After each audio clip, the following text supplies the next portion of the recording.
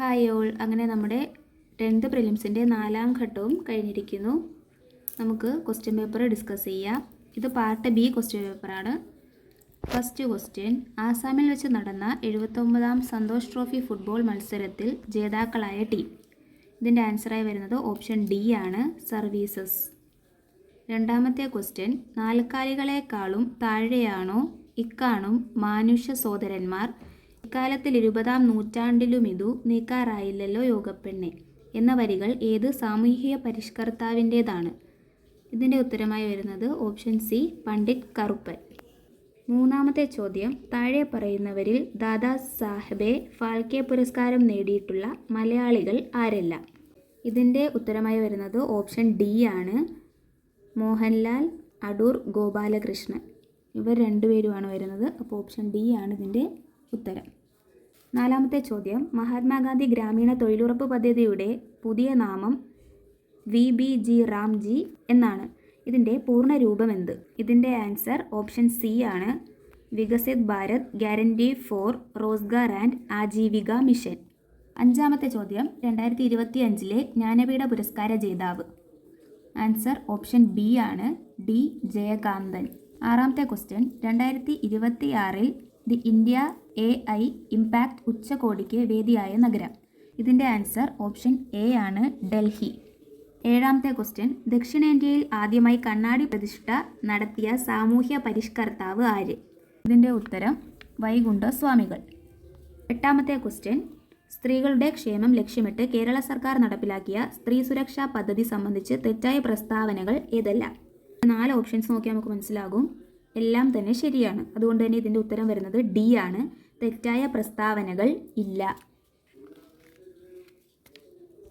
ഒമ്പതാമത്തെ question: PM Shri പദ്ധതിയുമായി ബന്ധപ്പെട്ട ശരിയായ പ്രസ്താവനകൾ തിരഞ്ഞെടുക്കുക. ആൻസറായിട്ട് വരുന്നത് ഓപ്ഷൻ എ ആണ്. അടുത്തത് 10ാമത്തെ ക്വസ്റ്റ്യൻ: താഴെ പറയുന്നവരിൽ 2026 പത്മപുരസ്കാര ജേതാക്കളിൽ ഉൾപ്പെടാത്ത മലയാളി ആര്? ഇതിൽ MD Vasudevan Nair, option B ആണ് ആൻസറായി വരുന്നത്. 11ാമത്തെ ചോദ്യം: ഇന്ത്യയിൽ ഏറ്റവും കൂടുതൽ കാണപ്പെടുന്ന വനവിഭാഗം ഏതാണ്? ഇതിൻ്റെ ആൻസറായി വരുന്നത് ഓപ്ഷൻ സി ആണ്, ഉഷ്ണമേഖല ഇലപൊഴിയും കാടുകൾ. 12ാമത്തെ ക്വസ്റ്റ്യൻ: ഇന്ത്യയിലെ സെൻട്രൽ റെയിൽവേ സോണിൻ്റെ ആസ്ഥാനം എവിടെയാണ്?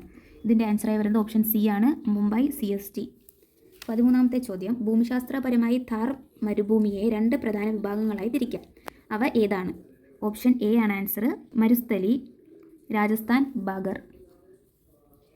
14ാമത്തെ ക്വസ്റ്റ്യൻ: കൃഷ്ണ നദി ഡെൽറ്റ മുതൽ കന്യാകുമാരി വരെ നീളുന്ന തീര സമതല ഭാഗം ഏതാണ്? ആൻസറായി വരുന്നത് ഓപ്ഷൻ എ ആണ്, കോറമാൻഡൽ തീരം. അടുത്ത 15ാമത്തെ ക്വസ്റ്റ്യൻ ആണ്: ഇന്ത്യയിൽ ആദ്യമായി റേഡിയോ പരിപാടി സംരക്ഷണം ചെയ്ത വർഷം. ഓപ്ഷൻ ബി ആണ്, 1923.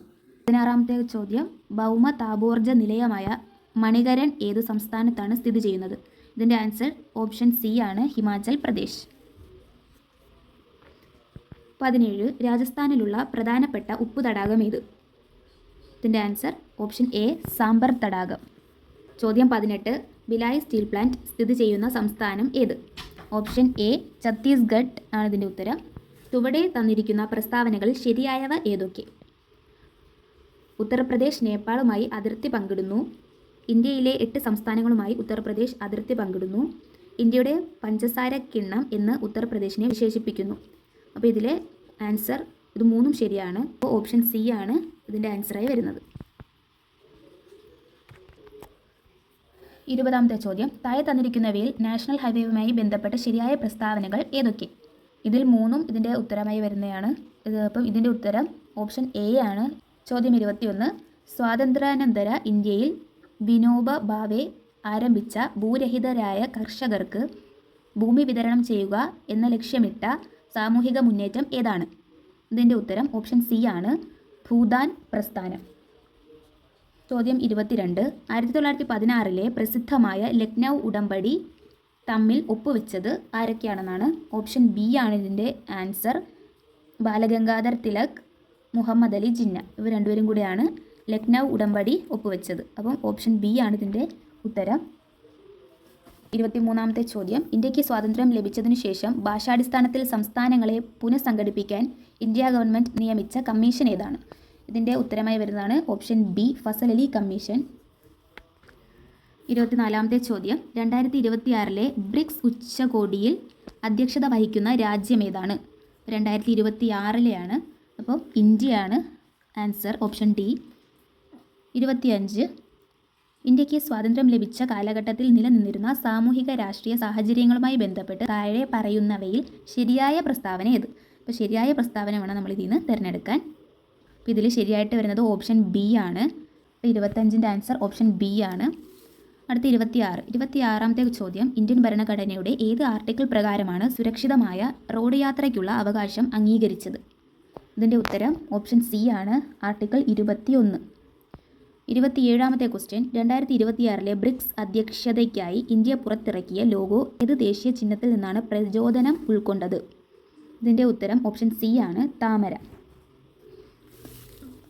അടുത്ത ചോദ്യം 28, ഇന്ത്യ USA ബന്ധത്തെക്കുറിച്ചുള്ള ചില പ്രസ്താവനകൾ ചുവടെ ചേർക്കുന്നു. ഈ പ്രസ്താവനകളിൽ ശരിയേത്? അപ്പോൾ ശരിയായിട്ടുള്ള പ്രസ്താവനകൾ വേണം നമ്മൾ ഇതിൽ നിന്ന് സെലക്ട് ചെയ്യാൻ. അപ്പോൾ ഇതിൻ്റെ ആൻസറായിട്ട് വരുന്നത് ഓപ്ഷൻ എ ആണ്. അതായത് ഈ പറഞ്ഞിരിക്കുന്ന പ്രസ്താവനകളെല്ലാം തന്നെ ശരിയാണ്. അപ്പം ഓപ്ഷൻ എ ആണ് ഇതിൻ്റെ ആൻസർ. ചോദ്യം 29, കേന്ദ്ര സർക്കാരിൻ്റെ ഒരു രാജ്യം ഒരു തെരഞ്ഞെടുപ്പ് എന്ന ആശയത്തെക്കുറിച്ച് പഠിക്കാൻ നിയോഗിച്ച സമിതിയുടെ അധ്യക്ഷൻ ആര്?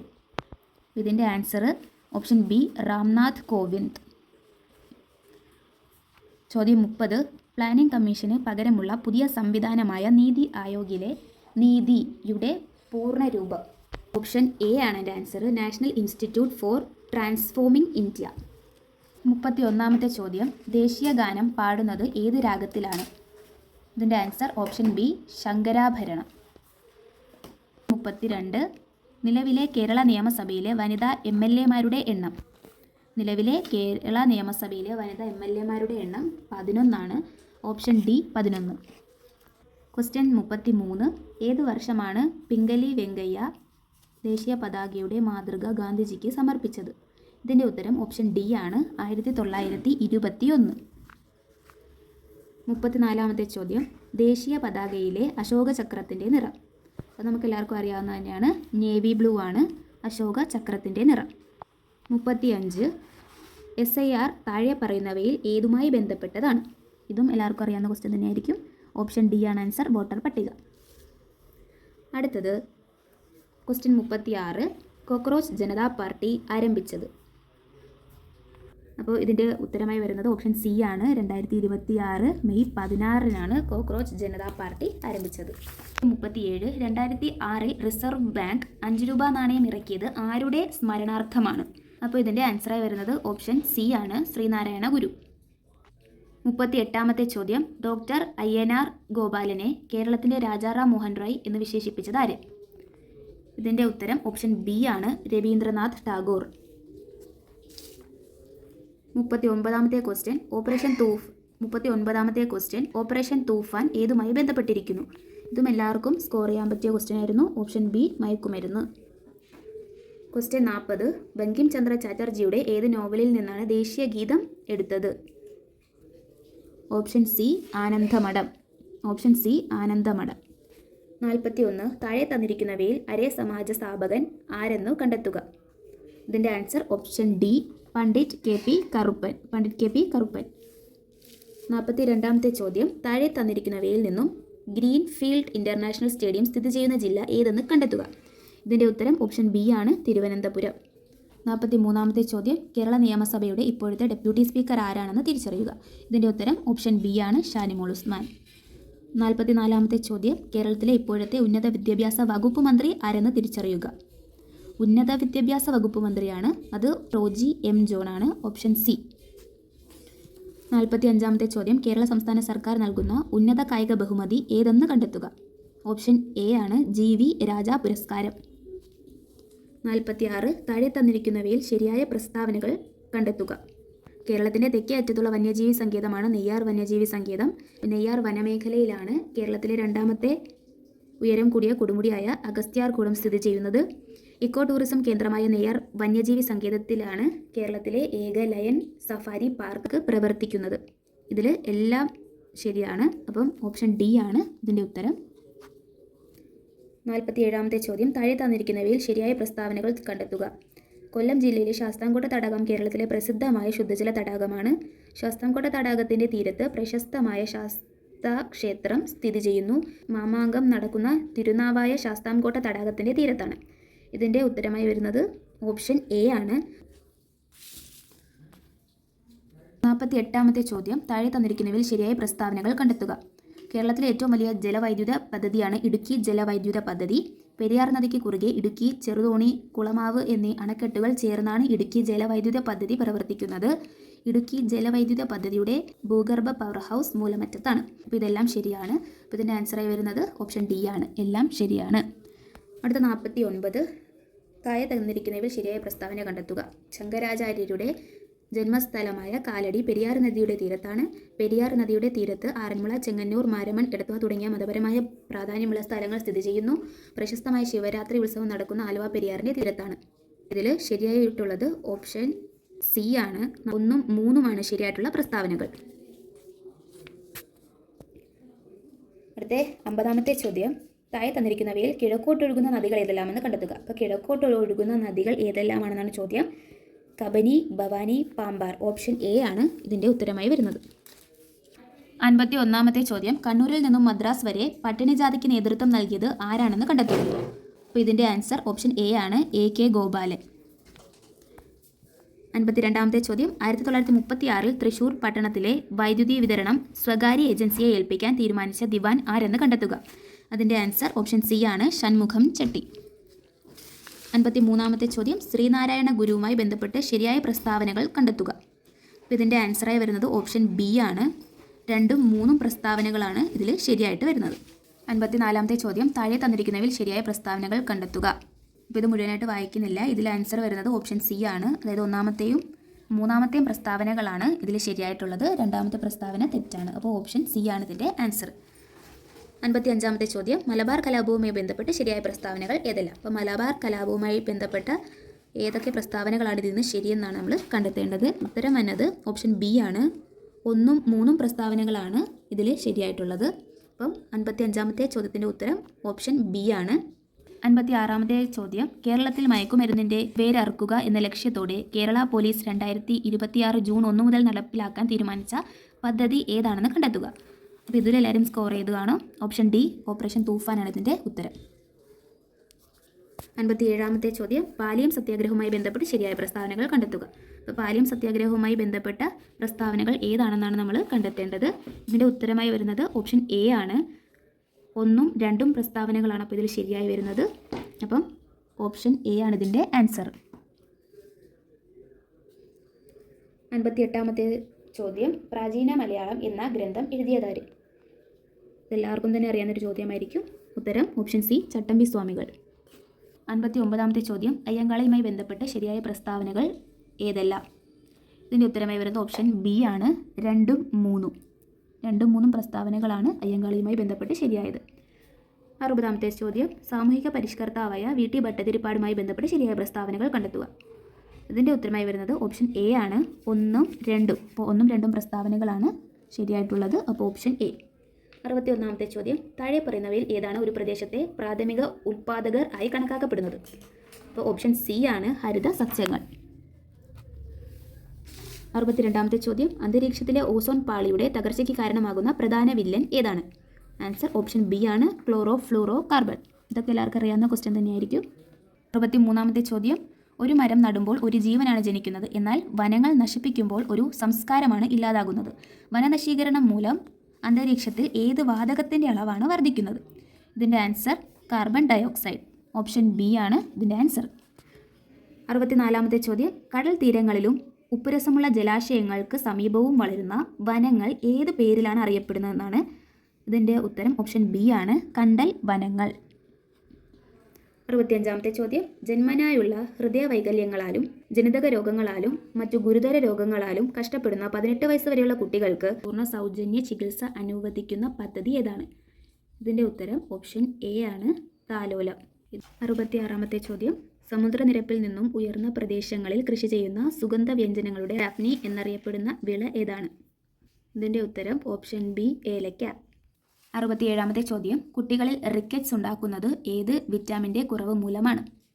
ഇതിൻ്റെ ഉത്തരം ഓപ്ഷൻ ബി, വൈറ്റമിൻ ഡി. 68ാമത്തെ ചോദ്യം, ക്യാൻസറിന് കാരണമാകുന്ന വസ്തുക്കളെ അല്ലെങ്കിൽ ഘടകങ്ങളെ പൊതുവായി വിളിക്കുന്ന പേരെന്താണ്? ഇതിൻ്റെ ഉത്തരം ഓപ്ഷൻ ഡി, കാർസിനോജനുകൾ. 69ാമത്തെ ചോദ്യം, മനുഷ്യ മസ്തിഷ്കം നാഡീവ്യൂഹത്തിൻ്റെ പ്രധാന അവയവമാണ്. ഇത് ശരീരത്തിൻ്റെ മുഴുവൻ നിയന്ത്രണ കേന്ദ്രമായി പ്രവർത്തിക്കുന്നു. മസ്തിഷ്കത്തെയും സുഷുമ്നാ നാഡിയെയും പൊതിഞ്ഞു സംരക്ഷിക്കുന്ന പാളി ഏതാണ്?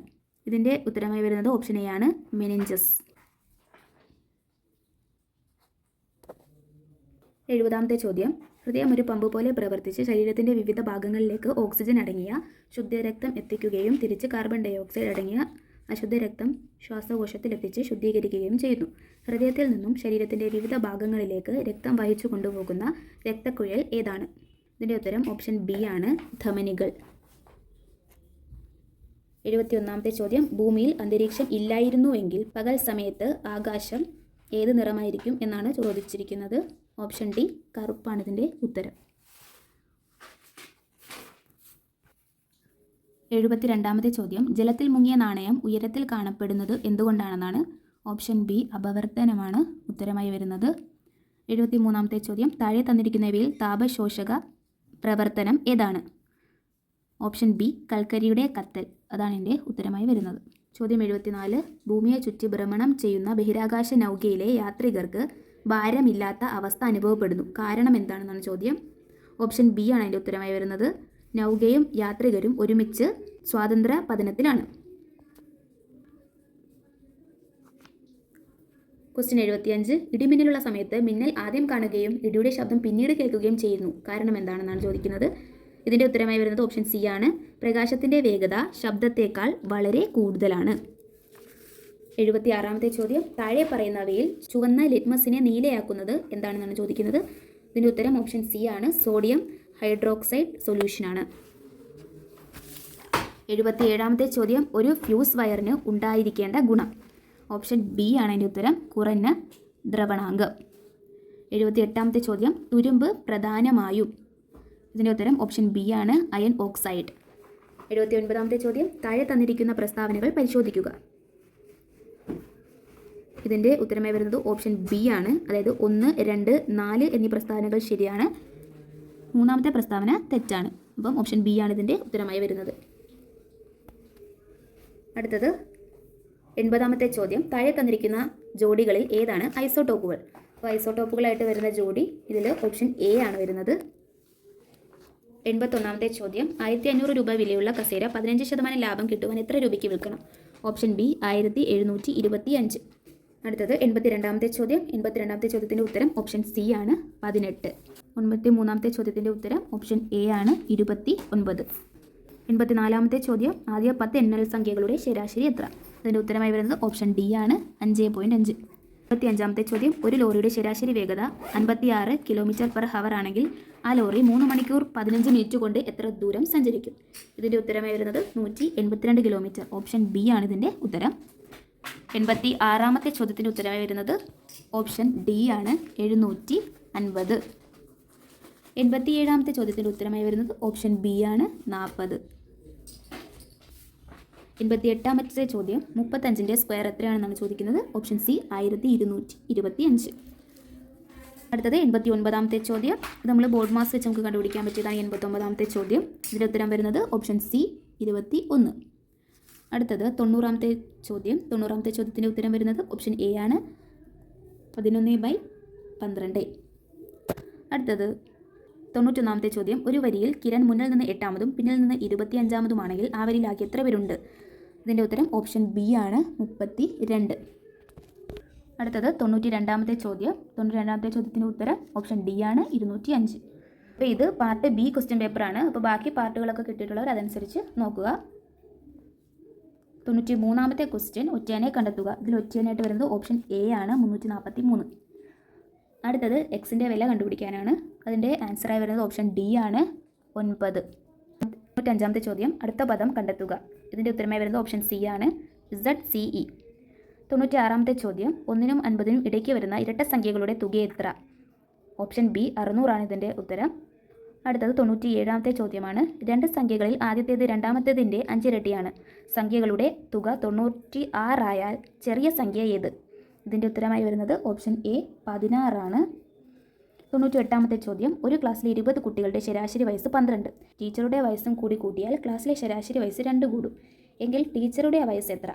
ഇതിൻ്റെ ഉത്തരമായി വരുന്നത് ഓപ്ഷൻ സി ആണ്, 54 വയസ്സ്. 99ാമത്തെ ചോദ്യം, 1, 2, 4 എന്ന ശ്രേണിയിലെ 10ാം പദം എത്ര? ഇതിൻ്റെ ഉത്തരമായി വരുന്നത് ഓപ്ഷൻ ബി ആണ്, 512. അടുത്ത ലാസ്റ്റ് ക്വസ്റ്റ്യൻ ആണ് 100ാമത്തെ ചോദ്യം. ഇതിൻ്റെ ഉത്തരമായി വരുന്നത് ഓപ്ഷൻ ബി ആണ്, 2/5. അപ്പോൾ ഇത്രയൊക്കെയായിരുന്നു ഇന്നത്തെ 10th പ്രിലിംസിൻ്റെ ക്വസ്റ്റ്യൻസ്. അപ്പോൾ അത്രയേ ഉള്ളൂ. ബൈ.